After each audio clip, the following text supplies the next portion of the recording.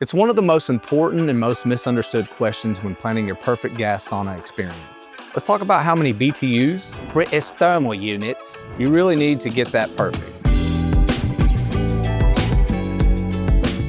So as I stated, BTU stands for British Thermal Unit, and it's a measure of heat. The more BTUs your sauna heater produces, the faster and hotter it can warm your space. Let's start with your sauna size. A good estimate is 50 BTUs per cubic foot of space.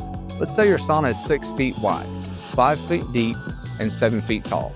That's 210 cubic feet. Multiply that by 50, and you'll need about 10,500 BTUs. But that's just the starting point. You'll also need to adjust for materials and construction.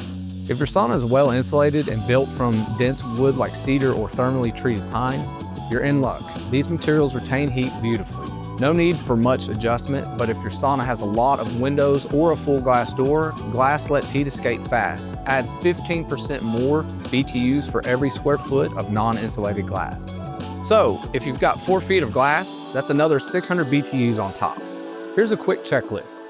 Calculate cubic footage, multiply by 50 BTUs, add for windows or poor insulation, round up for cold climates or outdoor installs.